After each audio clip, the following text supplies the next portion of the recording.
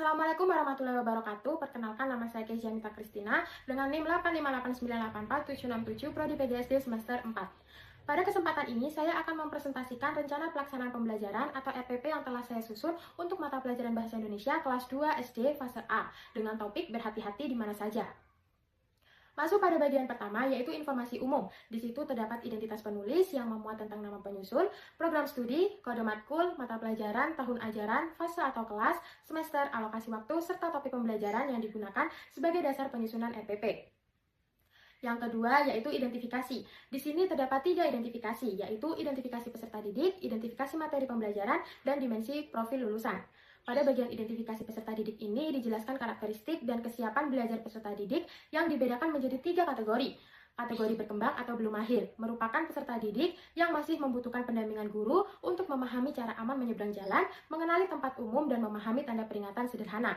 Kategori siap atau cukup mahir adalah peserta didik yang sudah mampu memahami materi dasar dengan cukup baik, tetapi masih memerlukan arahan dan latihan agar dapat menerapkan perilaku berhati-hati dalam kehidupan sehari-hari. Sedangkan kategori mahir atau cepat tanggap merupakan peserta didik yang mampu memahami dan menjelaskan materi dengan baik secara mandiri, serta dapat membantu teman lain memahami aturan keselamatan.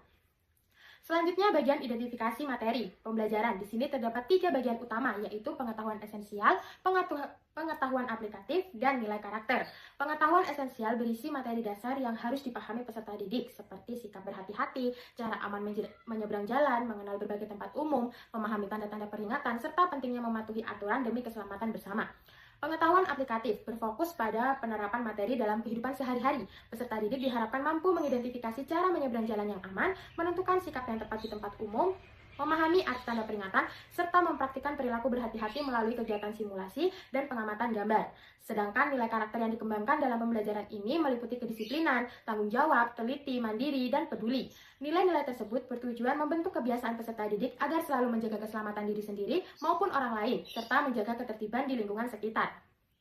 Selanjutnya, pada bagian dimensi profil lulusan, terdapat 3 dimensi yang dikembangkan, yaitu bernalar kritis, kreatif, dan gotong royong.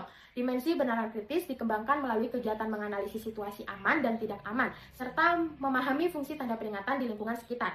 Dimensi kreatif dikembangkan melalui kegiatan membuat poster, simulasi, dan menyampaikan ide tentang cara menjaga keselamatan dengan bahasa yang menarik dan mudah dipahami. Sedangkan dimensi gotong royong terlihat saat peserta didik bekerja sama dalam kelompok, berdiskusi, saling membantu, memahami materi, serta menghargai pendapat teman demi menciptakan lingkungan yang aman dan tertib. Selanjutnya masuk pada bagian ketiga, yaitu desain pembelajaran. Pada bagian ini dijelaskan rancangan proses pembelajaran yang akan dilakukan, mulai dari capaian pembelajaran, tujuan pembelajaran, model pembelajaran, media, hingga metode yang digunakan selama kegiatan belajar berlangsung. Pada bagian capaian pembelajaran, peserta didik diharapkan mampu memahami dan menyampaikan informasi sederhana tentang pentingnya berhati-hati di mana saja melalui kegiatan menyimak, berbicara, dan menulis. Selain itu, peserta didik juga diharapkan mampu mengenali cara aman menyeberang jalan, memahami tempat umum, serta mengenal tanda-tanda peringatan sederhana di lingkungan sekitar. Kemudian, pada tujuan pembelajaran terdapat beberapa kemampuan yang ingin dicapai peserta didik, seperti mampu menjelaskan cara aman menyeberang jalan, mengenali berbagai tempat umum, memahami arti tanda peringatan, menunjukkan perilaku berhati-hati, dan menuliskan kalimat sederhana tentang menjaga keselamatan diri. Selanjutnya, pada bagian indikator. Indikator digunakan untuk mengukur ketercapaian tujuan pembelajaran. Peserta didik diharapkan mampu mengidentifikasi cara aman menyeberang jalan, menjelaskan fungsi tempat umum, memahami arti tanda peringatan, menentukan perilaku aman, serta mempraktikkan sikap berhati-hati dalam kehidupan sehari-hari. Pada bagian topik pembelajaran, topik yang saya pilih adalah berhati-hati di mana saja. Materi pembelajaran difokuskan pada cara menjaga keselamatan diri di rumah, di jalan, dan di tempat umum, agar peserta didik mampu menerapkan sikap berhati-hati dalam kehidupan sehari-hari.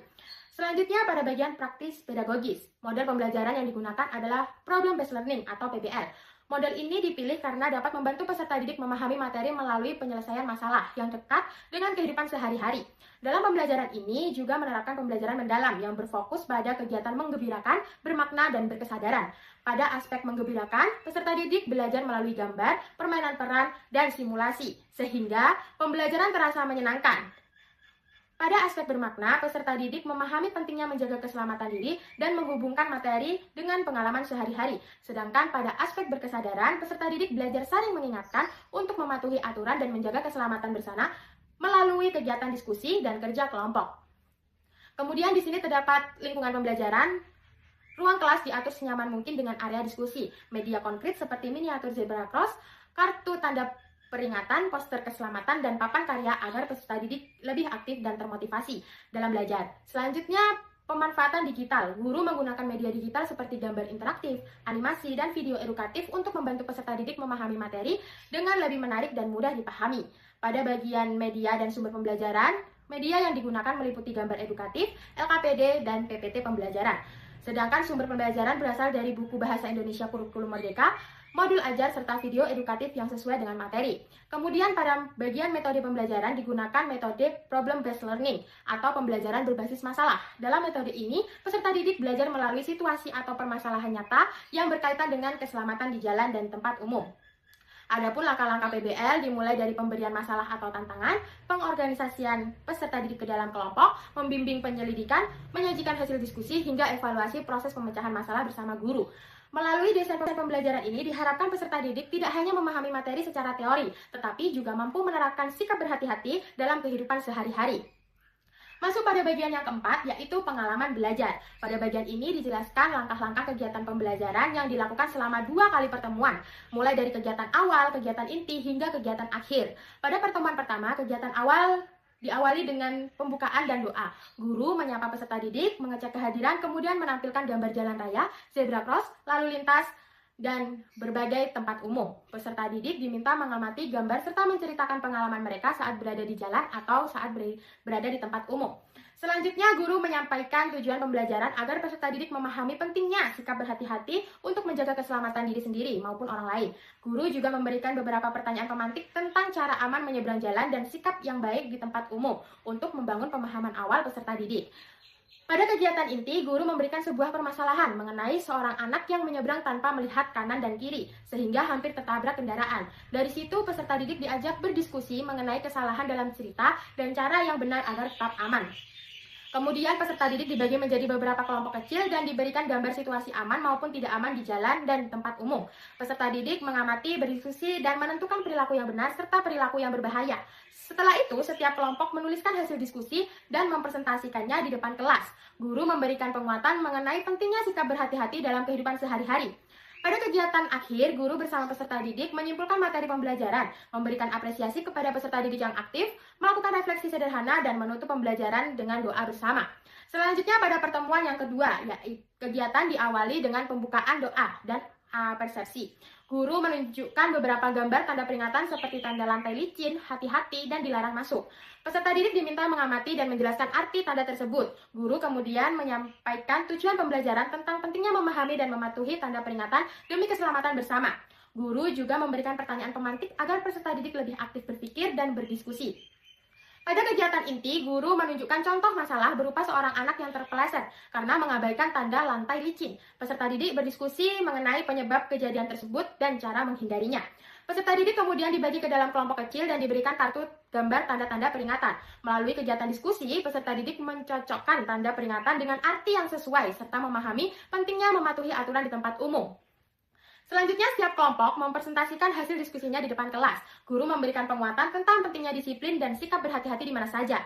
Pada kegiatan akhir, guru bersama peserta didik menyimpulkan materi tentang tanda-tanda peringatan, memberikan apresiasi atas kerja sama peserta didik, melakukan refleksi sederhana, serta mengingatkan peserta didik agar selalu menjaga keselamatan diri di rumah, di jalan maupun di tempat umum sebelum pembelajaran ditutup dengan doa bersama. Selanjutnya masuk pada bagian kelima, yaitu proses asesmen. Pada bagian ini dijelaskan proses penilaian digunakan untuk mengetahui kesiapan, perkembangan, dan hasil belajar peserta didik selama pembelajaran berlangsung. Asesmen pertama adalah asesmen awal pembelajaran yang dilakukan untuk mengetahui kesiapan belajar peserta didik, pengetahuan awal tentang keselamatan di jalan dan tempat umum, serta kemampuan menjawab pertanyaan pemantik melalui tanya jawab dan observasi. Selanjutnya terdapat asesmen proses pembelajaran untuk menilai kemampuan peserta didik dalam mengidentifikasi perilaku aman dan tidak aman, menjelaskan cara aman menyeberang jalan, mengenali tempat umum dan tanda peringatan, serta kerjasama dalam diskusi kelompok melalui observasi, diskusi, dan LKPD. Kemudian terdapat asesmen akhir pembelajaran yang bertujuan mengetahui pemahaman peserta didik melalui presentasi hasil diskusi dan penugasan LKPD. Terakhir, terdapat asesmen reflektif pada akhir pertemuan kedua, yaitu peserta didik menuliskan refleksi sederhana mengenai manfaat menjaga keselamatan diri dan mematuhi aturan di tempat umum.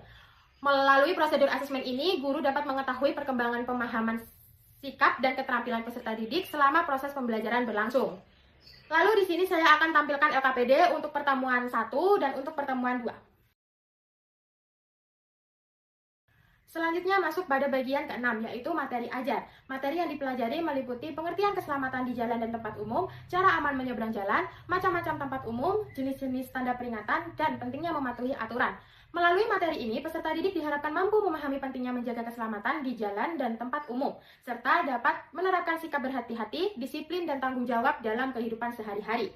Selanjutnya masuk pada bagian ke-7, yaitu instrumen penilaian. Pada bagian ini dijelaskan bentuk penilaian yang digunakan untuk mengetahui kesiapan, proses, dan hasil belajar peserta didik. Asesmen awal dilakukan melalui diagnosis non-kognitif dan diagnosis kognitif untuk mengetahui kesiapan serta pengetahuan awal peserta didik tentang keselamatan di jalan dan tempat umum.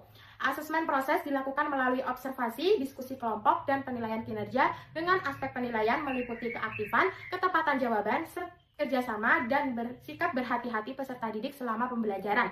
Di sini juga memuat tentang instrumen penilaian kerja. Selanjutnya, asesmen akhir dilakukan melalui soal evaluasi untuk mengetahui pemahaman peserta didik tentang cara aman menyeberang jalan, tanda peringatan, dan perilaku aman di tempat umum. Kemudian di sini juga ada kunci jawaban yang memuat tentang kriteria jawaban. Pada bagian refleksi, peserta didik diminta menyampaikan pengalaman dan pemahaman mereka setelah mengikuti pembelajaran. Terakhir, terdapat program remedial bagi peserta didik yang belum mencapai ketuntasan dan program pengayaan bagi peserta didik yang sudah mencapai ketuntasan melalui kegiatan membuat poster, keselamatan, dan presentasi kelompok. Sekian presentasi dari saya, kurang lebihnya mohon maaf. Wassalamualaikum warahmatullahi wabarakatuh.